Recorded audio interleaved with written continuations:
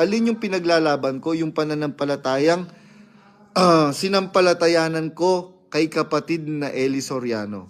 Kaya yung Daniel Rason ngayon na nangangaral. Sabi nila kumakalat daw ng paninirang ipupukol sa kanila. Wala akong ganon. Kung ano yung sinasabi ko, yun ang nalalaman ko. Hindi ko yun kinalap. Komo ba? Sinabi ko si ganito, ganyan, masama, mabuti na akong tao. Sinabi ko bang mabuti akong tao? Wala akong ganong sinasabing mabuting tao. I am just defending myself. Because you are character assassinating me. Sinabi ko bang mabuti akong tao?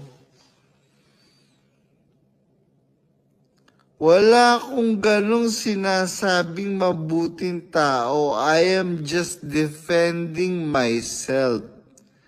Because you are character assassinating me. 1:8:44, kayo'y sa inyong amang dyablo. Sapagkat ang nais ng inyong ama, ang ibig ninyong gawin. Siya'y isang mamamatay tao, buhat pa ng una. Kasangkapan ka ng demonyo ngayon para pumatay ng tao. Sabi ng Biblia, ang napopuot sa kanyang kapatid ay mamamatay tao. Ang napopuot sa kanyang kapatid ay mamamatay tao. Tapos ako ang paparatangan ninyong napopuot. Meron ba kayong narinig sa kahit saan ako pumunta?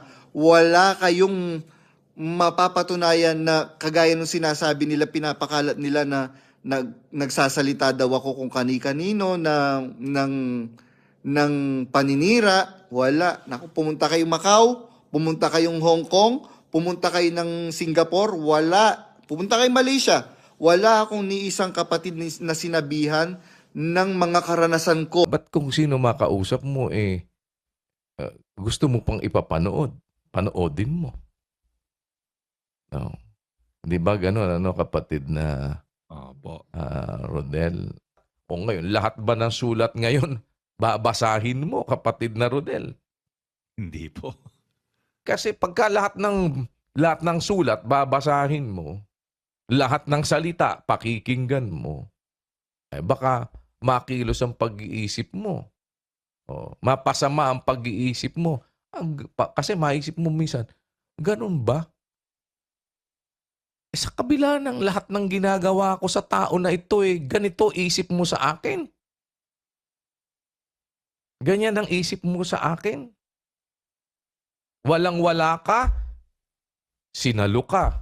Wala kang trabaho, binigyan ka ng trabaho. Wala kang maipangpuhunan, binigyan ka ng pampuhunan. Tapos masama ang isip mo. Di ba? Pagka lahat pakikinggan mo ng salita, kapatid na Rodel, makikilos ka. Yung mga ayaw sumunod, yung mga magagaling sa sarili nila, yung mga sila ang mga matutuwid, lumabas na nga kayo talaga. Bilisan ninyo. Yeah. Sige na, bilisan na ninyo. Bakit? Kasi kung hindi naman kayo susunod, ay hindi naman magiging maganda. Biruin mo, paano magiging karangalan mo ba yung mga ayaw sumunod? Kahit sino ka pa. Kahit sino ka pa. Kaya nga ang natin, ayaw nyo sumunod sa aral, lumabas na lang kayo. Kapatid na Rodel. Kaya nga magsitalima kayo, alam mo, I have to be very emphatic on this already, kapatid na Rodel. Kapatid na Rodel. At kung sumasampalataya ka, kapatid na Rodel, tatalima ka sa namiminuno sa'yo. Kung halimbawa, hindi ka naman sumasampalataya, yung namumuno sa'yo, ayaw ka naman magpasakop, ano parake, kapatid na Rodel? Ngayon sasabihin, bakit ika yung ganito? Ba't si ganon? Ba't si ganito? Ba't si ganyan? Teka muna, hindi individual ang pinag-uusapan lang dyan. Pinag-uusapan dyan yung samahan, kapatid na Rodel. Ba't ika si ganon? Yung ikang si ganon, kamag-anak niya pa naman, hindi sumusunod. Kung hindi sumusunod yan, hindi ko pinamumunuan yan. Opo, kuya. Bakit? Kung pinamumunuan ko yan, dapat nagpapasakop sa pamumuno. Ba't ano ba ang sinasabi natin? Eto, hayag naman sa inyo lahat. O ba't sabi ka ng ganon? Nagbebenta daw kayo ng ganito, nagbebenta daw kayo ng ganon. O ano ba sinasabi natin? O meron pa bang ganyan? Halimbawa, kung may totoong ganyan, itigil ninyo yan. O di ba ganon, kapatid na Rodel? Opo, kuya. Oh. Eh yung ayaw tumigil, ayaw sumunod, teka, lumayas kayo. Ba't naman di kayong ganito? Ganon ang gawa, nagkamali. Gusto mo naman pala, gagaya mo naman kami sa'yo. Di ba? Ganon lang naman yun, kapatid na Rodel. At gusto naghahanap kayo ng magpapaakay naman sa inyo. O edi, okay lang. Kung may mauuto kayo, fine, wala namang problema. Di yung mga nauto ninyo, kaparehon yung uto-uto. Ganon lang naman yun, di ba?